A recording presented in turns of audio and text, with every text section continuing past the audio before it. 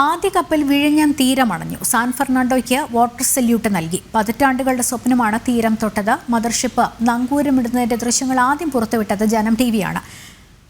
ഔദ്യോഗിക സ്വീകരണവും trial run ഉദ്ഘാടനവും നാളെയാണ്. വിവരങ്ങളുമായി ടിൻഡു ദാസ് ഉണ്ട്. ടിൻഡു, ഇപ്പോൾ അവിടെ നടക്കുന്ന കാര്യങ്ങൾ എന്തൊക്കെയാണ്? ഏറ്റവും പുതിയ വിവരങ്ങൾ എന്താണ് സാൻ ഫെർണാണ്ടോ തീരമണഞ്ഞത് അതുമായി ബന്ധപ്പെട്ട?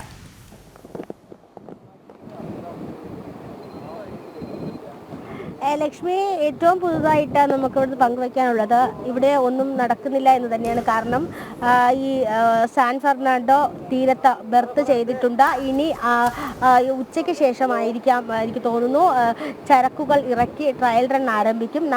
നാളെയും ട്രയൽ റണ്ണാണ്. നാളെ മുഖ്യമന്ത്രി, അതോടൊപ്പം തന്നെ കേന്ദ്ര പോർട്ട് മന്ത്രി ഉൾപ്പെടെയുള്ളവർ പ്രമുഖർ ഇവിടെ എത്തി ട്രയൽ റണ്ണിന് സാക്ഷ്യം വഹിക്കും. 12 മണിയോടുകൂടി സാൻ ഫെർണാണ്ടോ കൊളംബോ തീരത്തേക്ക് മടങ്ങുമെന്നാണ് നമുക്ക് അറിയാൻ സാധിക്കുന്നത്. അതായത് 2000 അടുപ്പിച്ച് കണ്ടെയ്നറുകൾ ഈ ചരക്ക് കപ്പലിൽ ഉണ്ടെന്നാണ് മനസ്സിലാക്കാൻ സാധിക്കുന്നത്. ഇവിടെ നിന്ന് കുറച്ച് ചരക്കുകൾ മഹാരാഷ്ട്ര തീരത്തേക്കും തുറമുഖത്തേക്കും കൊണ്ടുപോകുമെന്നാണ് നമുക്കിപ്പോൾ അറിയാൻ സാധിക്കുന്നത്. എന്തായാലും ചരക്കുകൾ ഇറക്കുന്നതുള്ള നടപടിക്രമങ്ങൾ ആരംഭിച്ചിട്ടില്ല എന്ന് വേണം പറയേണ്ടത്.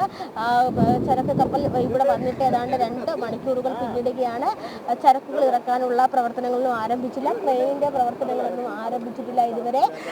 അടുത്ത മണിക്കൂറുകളിൽ തന്നെ ഇത്തരത്തിൽ ചരക്കുകൾ ഇറക്കാനുള്ള നടപടിക്രമങ്ങൾ ആരംഭിക്കുമെന്നാണ് മനസ്സിലാക്കേണ്ടത്. ഒരു ദിവസത്തിനുള്ളിൽ ഈ ചരക്കുകൾ ഇറക്കി ട്രയൽ റണ്ണൊക്കെ പൂർത്തിയാക്കിയാൽ മാത്രമേ കപ്പലിന് തിരികെ പോകാൻ സാധിക്കുകയുള്ളൂ. നാളെ ഉച്ചയ്ക്ക് 12 മണിവരെ കപ്പലിന് തീരത്ത് തുടരാനുള്ള ഒരു അനുമതി ഉണ്ടല്ലോ എന്നാണ് നമുക്ക് മനസ്സിലാക്കാൻ സാധിക്കുന്നത്. എന്തായാലും ഇന്ന് തന്നെ ചരക്കുകൾ ഇത്തരത്തിൽ തീരത്തേക്ക് ഇറക്കും എന്ന് തന്നെയാണ് നമുക്ക് പറയാൻ സാധിക്കുന്നത്. നമുക്കറിയാം, ഇന്ന് രാവിലെ 7 മണിയോട് കൂടിയാണ് ഒരു മൂടൽ മഞ്ഞ് പിളർന്നുകൊണ്ട് സാൻ ഫെർണാണ്ടോ വിഴിഞ്ഞം തീരത്തേക്ക് നങ്കൂരമിട്ടത്. വലിയ ആവേശമുള്ളൊരു നിമിഷം തന്നെയായിരുന്നു. അഴിമല ക്ഷേത്രത്തിന് സമീപം പ്രദേശവാസികളൊക്കെ കപ്പൽ കാണാനായിട്ട് ഒത്തുകൂടിയിരുന്നു, അല്ലെങ്കിൽ മദർഷിപ്പ് കാണാനായിട്ട് ഒത്തുകൂടിയിരുന്നു. പിന്നീട് ഈ കരിമരുന്ന് പ്രയോഗം, അതോടൊപ്പം തന്നെ ചെണ്ടമേളത്തോട് കൂടിയൊക്കെയാണ് കപ്പലിനെ സ്വീകരിച്ചത്. വലിയ രീതിയിലുള്ള ആഘോഷ പരിപാടികളൊക്കെ ഉണ്ടായിരുന്നു.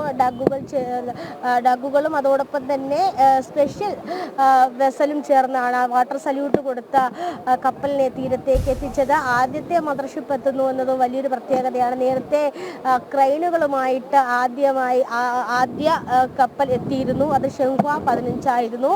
അതിനുശേഷമാണ് ഇത്തരത്തിൽ ചരക്കുകളുമായിട്ട് കപ്പലെത്തുന്നത്. സമാനമായ രീതിയിൽ തന്നെ വരും മാസങ്ങളിൽ ഇത്തരത്തിൽ ചരക്കുകളുമായിട്ട് മദർഷിപ്പുകൾ എത്തുമെന്നാണ് പ്രതീക്ഷിക്കുന്നത്. ഇത് നിലവിൽ ഇപ്പോൾ ഇവിടെ ഉള്ളത് 300 മീറ്റർ നീളമുള്ള ഡാനിഷ്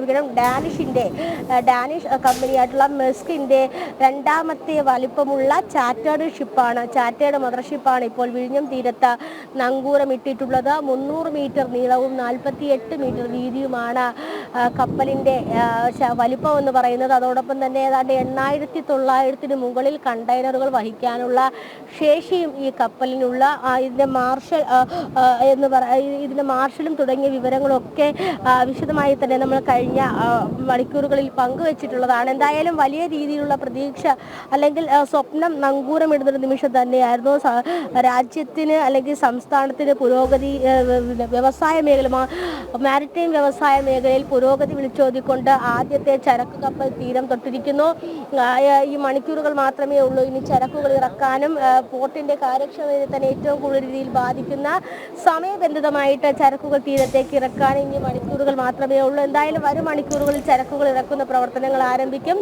വകുപ്പ് മന്ത്രി VN വാസവൻ നേരിട്ടെത്തിയും ഈ ഫ്ലാഗ് ഓഫ് കർമ്മം എന്ന ചടങ്ങ് നിർവഹിച്ചിരുന്നു. അപ്പോൾ ഇനി നാളെയും ഇത് ചെറിയ രീതിയിലുള്ളൊരു ഉദ്ഘാടന പരിപാടികളും മറ്റുമൊക്കെ സംഘടിപ്പിച്ചിട്ടുണ്ട്. നാളെ 12 മണിയോടുകൂടി കപ്പൽ തീരം വിടും. 15 ദിവസങ്ങൾക്ക് മുമ്പാണ് ചൈനീസ് തീരത്ത് നിന്നും കപ്പൽ പ്രയാണം ആരംഭിച്ചത്. സിംഗപ്പൂർ, കൊളംബോ തുടങ്ങിയ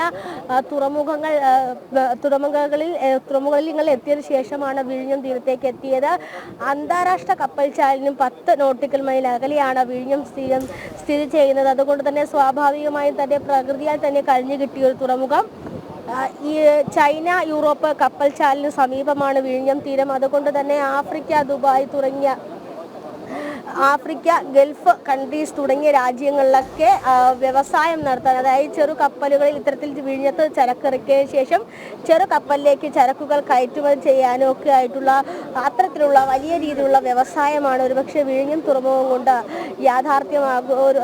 യാഥാർത്ഥ്യമാകുന്നത്. എന്തായാലും വലിയ രീതിയിലുള്ള പ്രതീക്ഷ പൂവണിയുകയാണ്. 30 വർഷത്തെ കാത്തിരിപ്പാണ് വിഴിഞ്ഞത്ത് യാഥാർത്ഥ്യമായിട്ടുള്ളത്.